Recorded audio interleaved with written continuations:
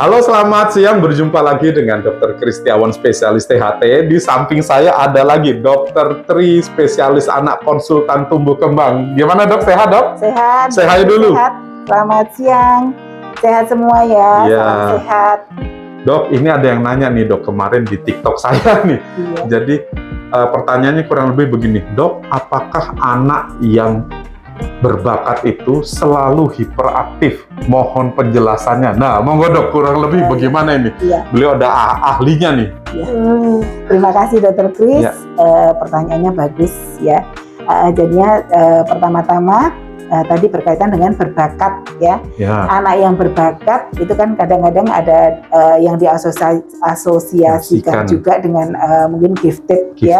Oke. Nah, di sini kalau anak berbakat belum tentu gifted.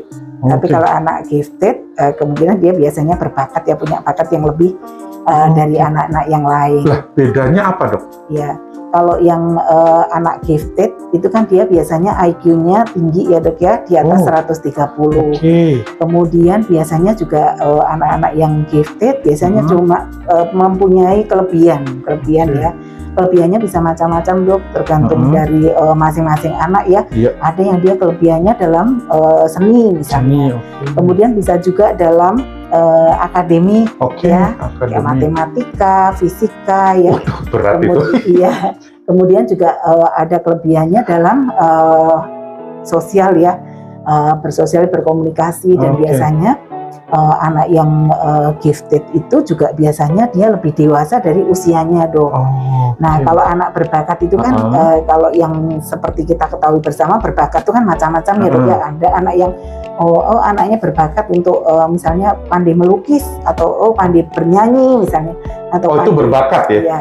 Nah, kalau misalnya yang tadi yang ditanyakan yang di situ kan anak berbakat apakah selalu hiperaktif gitu ya? Belum tentu ya dok ya. Jadinya anak yang berbakat ada yang hiperaktif. Nah, tadi kalau misalnya yang kita sampaikan tadi berkaitan dengan gifted itu kan memang IQ-nya tinggi dok. Jadinya dia kan kemampuannya biasanya di atas anak-anak usianya, termasuk dalam kebijaksanaan. Dia kadang-kadang bijaksana dok, dalam berbicara juga lebih dewasa. Kemudian dalam menganalisa sesuatu dia juga lebih komprehensif ya, untuk dibandingkan usianya ya. Nah, itu yang kadang-kadang menyebabkan dia juga jadi ada kendala nih, karena ada kesenjangan tadi kan dok, dibandingkan dengan usia sebayanya gitu. Jadinya biasanya anaknya juga karena dia punya kelebihan gitu, jadi terkesan hiperaktif gitu ya. Kesannya seperti dia misalnya mengerjakan sesuatu yang temennya mungkin perlu waktu lebih lama, sedangkan dia sebentar udah selesai. Nah, itu kadang-kadang dia jadi iseng kalau udah selesai dan udah bisa dia mencari kesibukan yang lain. Itu yang kadang-kadang menimbulkan kesan bahwa ini anaknya nggak bisa diem, kadang-kadang jahil gitu kan. Nah, kemudian juga dia lebih suka berteman dengan orang yang lebih dewasa karena lebih nyambung gitu. Kalau dengan usia yang di bawahnya kadang-kadang dia dalam berkomunikasi, dalam pemahaman juga dia kurang nyambung gitu. Nah, makanya dia malah lebih suka untuk berbincang atau berkomunikasi dengan orang dewasa. Itu untuk anak gifted ya? Gifted. Nah, kemudian kalau yang anak berbakat tadi berkaitan dengan hiperaktif atau enggak juga harus dilihat dok. Misalnya anak berbakat tapi pengarahannya atau orang tuanya dalam mengarahkan, anak kita tahu nih, dia berbakat dalam hal musik misalnya. Orang tuanya akan memfasilitasi, seharusnya orang tuanya juga akan mengetahui ya, setelah mengetahui akan memfasilitasi untuk anaknya bakat mengoptimalkan bakat yang dimiliki oleh anaknya, sehingga juga akan mencapai yang optimal. Kemudian juga akan kita biasanya kita konsultasikan ya, bisa ke tumbuh kembang, bisa ke psikolog ya, untuk kemudian dinilai apakah dia ada komorbid atau penyerta berkaitan dengan kelebihannya. Kemudian kalau yang tidak disertai dengan penyerta, anak yang berbakat saja, itu juga harus dilihat tuh biasanya dari tumbuh kembang dan juga psikolog. Kita biasanya berkolaborasi untuk melihat nih anaknya, kita nilai untuk IQ-nya berapa, kemudian tinggi atau tidak, kemudian ada penyerta yang lain, misalnya berkaitan dengan psikologisnya ya, kondisi Psikologisnya ya. psikologisnya, hiperaktivitasnya ada apa enggak, karena dia biasanya berdampingan juga ya.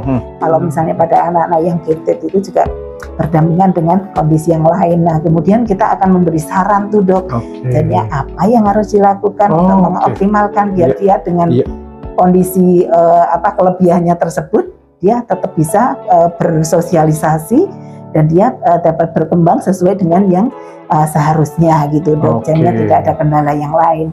Nah, kapan waktu yang tepat kita bawa ke dokter spesialis anak, konsultan tumbuh kembang, atau ke psikolog, atau ke neurologi anak ya juga ya? Itu juga bisa. Ya, jadinya gini, biasanya orang tua itu kan akan melihat ya, karena perkembangan setiap tahap anaknya itu kan dia biasanya akan orang tua akan istilahnya awareness ya, akan memperhatikan itu.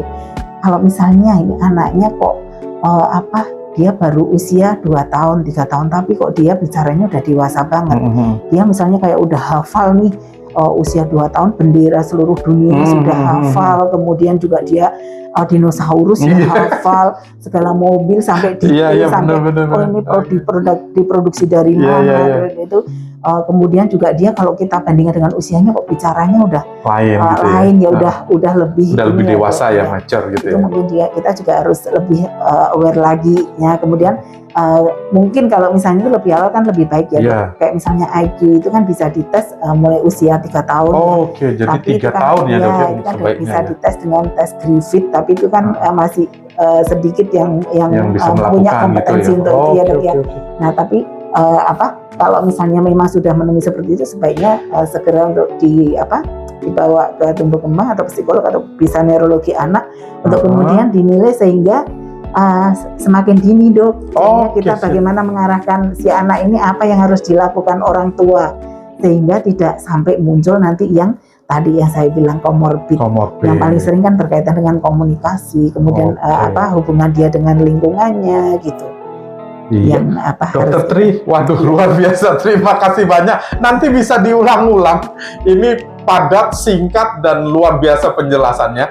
Mudah-mudahan teman-teman para ibu bapak yang mungkin punya anak-anak yang gifted atau berbakat, segeralah mungkin ya bisa berkonsultasi ke dokter tumbuh kembang anak. Dokter Tri adalah dokter spesialis anak, konsultan tumbuh kembang, atau cari dokter anak yang berkompetensi sama kurang lebih ya, untuk menggali potensi anak bapak ibu sekalian. Semoga bermanfaat. Dokter Tri, terima kasih banyak, sukses selalu. Amin. God bless you. Yuhuu.